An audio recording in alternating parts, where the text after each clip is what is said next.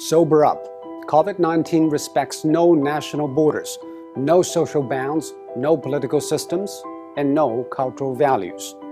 It hits us just as hard. It levels the world. Facing the pandemic, it is not what happened matters. It is how we respond.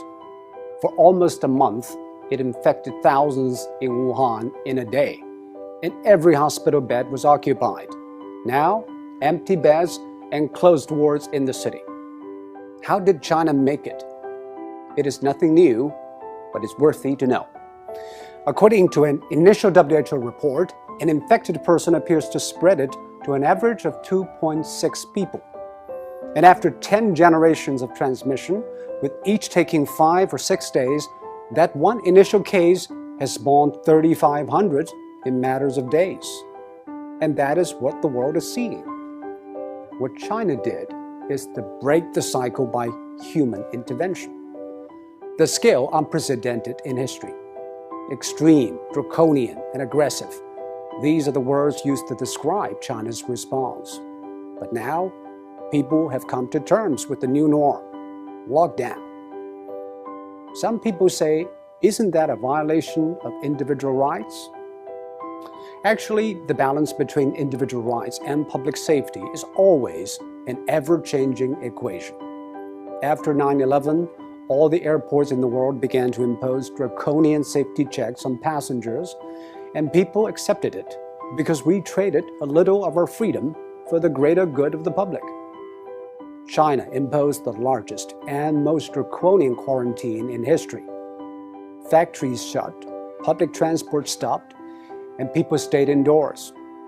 By doing that, it flattened the curve. On one hand, China avoided many millions of cases and tens of thousands of deaths.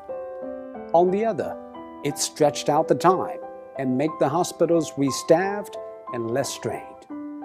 This is exactly what Europe and America should know. But public policy needs both ends to agree, the decision makers and the decision takers. Quarantine is indeed extreme and extremely restrictive. It needs the people in lockdown to be honest and cooperative. I think what the people of Wuhan did was exceptional. They had the courage, tenacity, and resilience to stay housebound for days, weeks, and months. Most view the quarantine as a civic duty, and that is why it worked. Public health methods are universal. They either work or they don't. We are all human beings. Our epidemiology is the same, but we have different economies, demographies, and sociologies.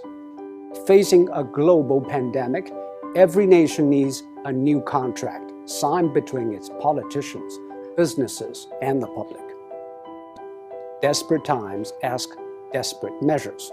This is a desperate time, and we should not put politics ahead of public health, now more than ever.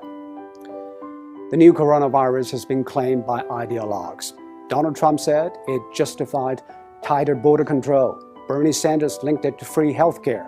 While in Singapore, every infection case is followed and dealt with.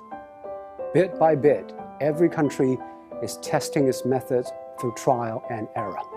Some paid a high price, and some set a high bar. We should all move ahead with humility. There is no decision without trade-offs, and most of all, there's nothing without skin in the game. And now, the whole world has learned, or is learning, to play.